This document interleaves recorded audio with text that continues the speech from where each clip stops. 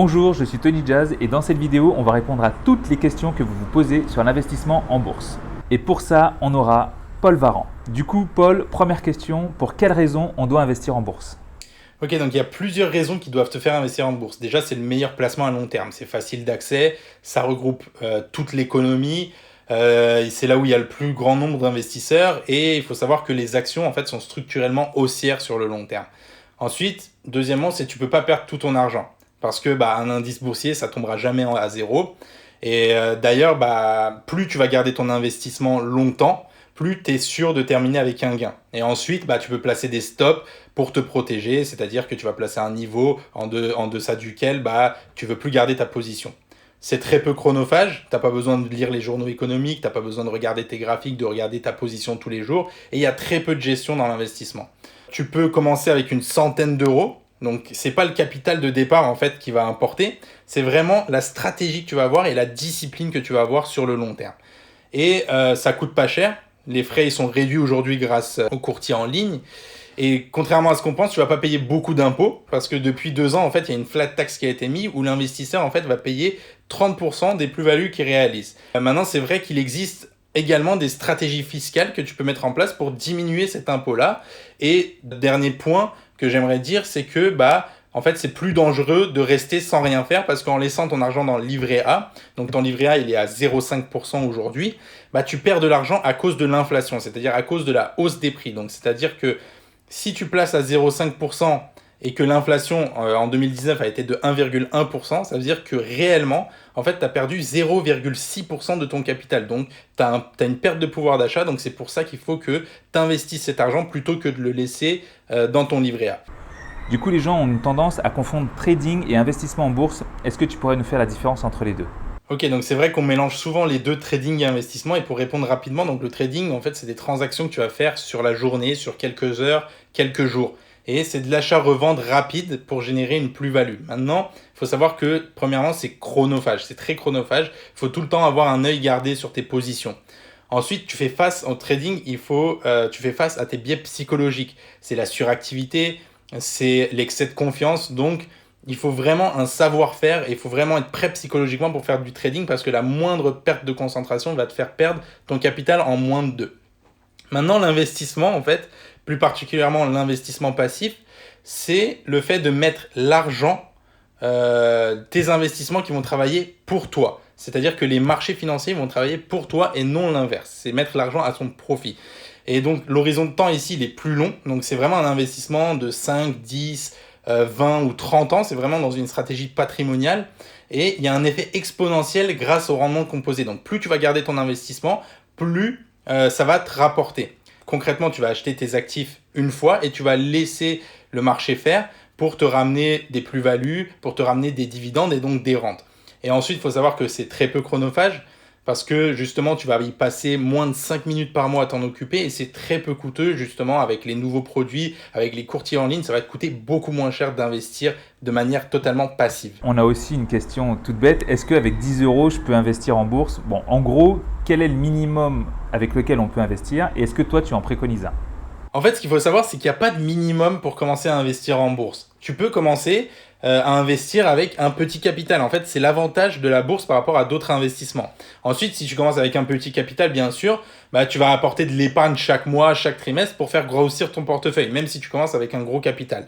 Maintenant, je conseille tout de même de commencer minimum avec 1000 euros.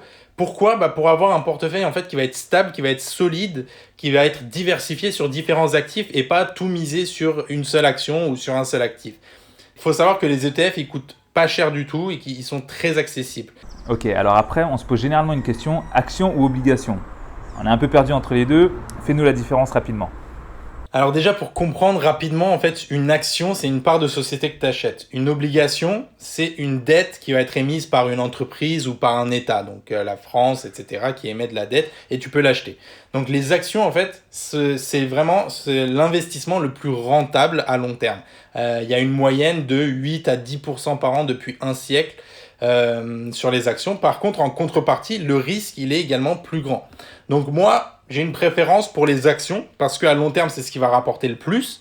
Il faut savoir que même si voilà, il y a de temps en temps des mouvements de panique qui font chuter les cours, etc., les actions, les indices boursiers, ils sont structurellement croissants à long terme et ils récupèrent toujours leurs pertes et même réussissent à passer leur plus haut historique. Par contre, les obligations, comme ils sont considérés comme moins risqués que les actions, bah, tu peux investir une partie de ton capital en obligations d'État qui sont solides et qui va venir en fait diminuer le risque sur ta partie, sur la partie de ton capital qui est investi en actions. Donc voilà, je dirais de préférence des actions, mais diversifier tout de même son portefeuille avec des obligations sur le long terme, c'est quand même important. Ok, alors après, à quoi sert un graphique boursier et surtout comment est-ce qu'on l'utilise?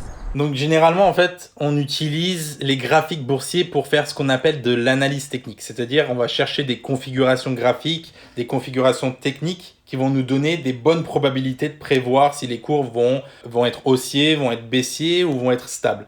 Et en fait un graphique ça se représente par une courbe continue, donc ça peut se représenter par des lignes, par des barres ou bien par des chandeliers japonais. Avec les chandeliers japonais, en fait, ça te permet de voir toutes les informations disponibles parce que avec une seule barre, en fait, tu vas savoir le prix d'ouverture, le prix de fermeture, le point le plus haut, le point le plus bas, et donc ça va te donner plein d'informations. Donc on peut avoir des graphiques sur des bases différentes, donc journalières, hebdomadaires, mensuelles ou plus court terme, donc 1 heure, 2 heures, 30 minutes, 15 minutes, 5 minutes. Donc rapidement, par exemple, une première lecture graphique que tu peux faire, c'est de regarder la tendance de marché. Donc, que tu vois sur ton graphique. Donc, si ces points bas, en fait, sont de plus en plus hauts, ça veut dire tout simplement que la tendance, elle est haussière. À l'inverse, tu vas, en reliant les points hauts, si tu vois la courbe baisser, si les points hauts sont de plus en plus bas, ça veut dire qu'on est dans une tendance baissière.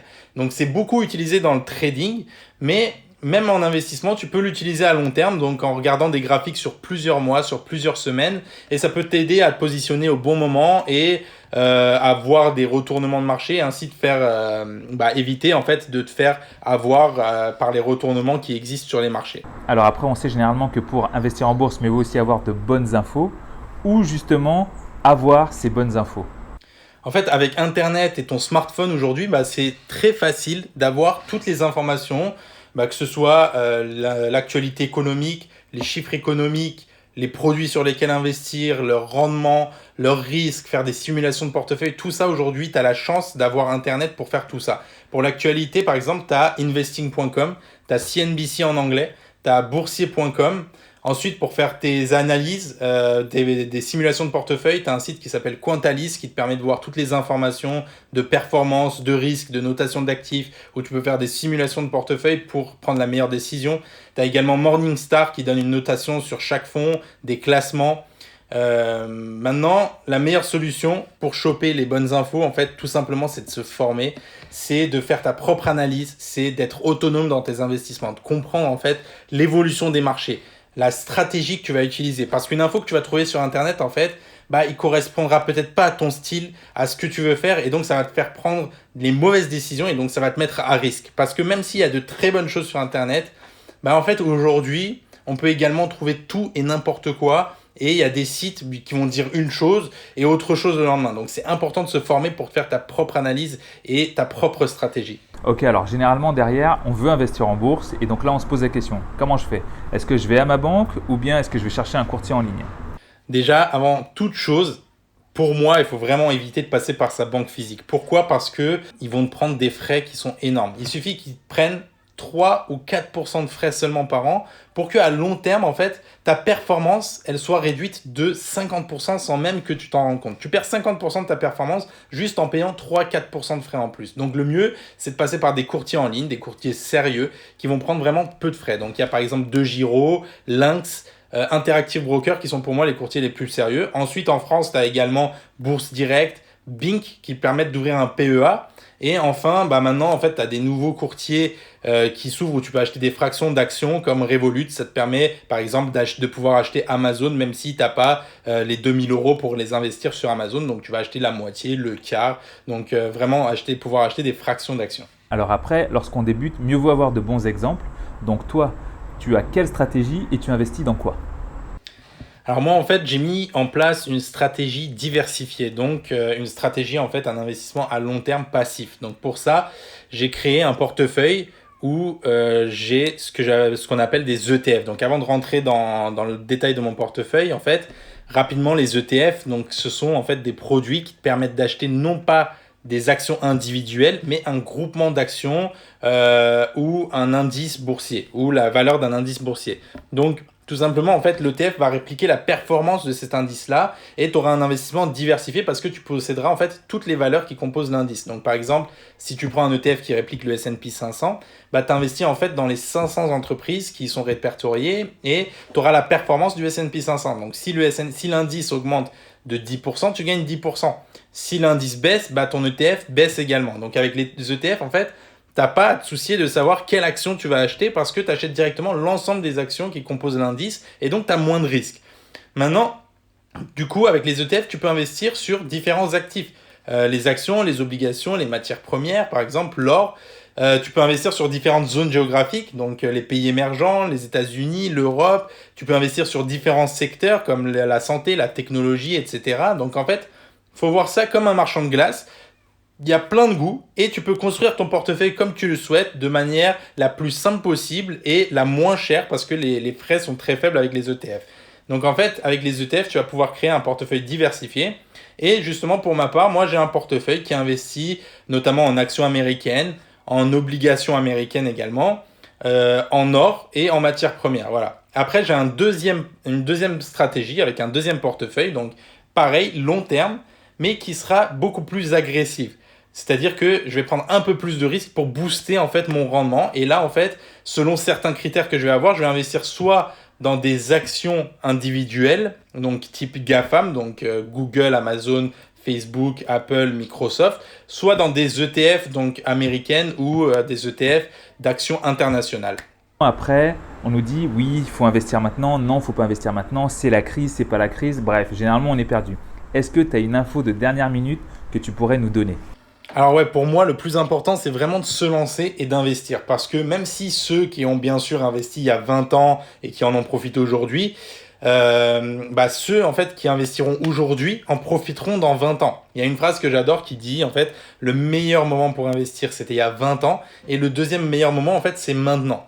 Donc ce que je pourrais te conseiller, donc passer à l'action, diversifier sur différents actifs, donc actions, obligations, or, etc. Surtout être autonome et se former. Il faut savoir en fait qu'en bourse, il y a plein d'opportunités pour générer des revenus passifs, pour se constituer un patrimoine, etc. Mais comme dans tout domaine, en fait, il faut d'abord se former, il faut d'abord comprendre, il faut apprendre les meilleures stratégies pour pouvoir les mettre en application ensuite. Si vous avez d'autres questions sur l'investissement, n'hésitez surtout pas à venir me les poser. Si vous avez des questions sur la bourse, vous n'hésitez surtout pas non plus à aller les poser directement à Paul. J'espère que cette vidéo vous aura plu. N'hésitez pas à la partager, likez-la, envoyez-la à un maximum d'amis. À très bientôt. Ciao.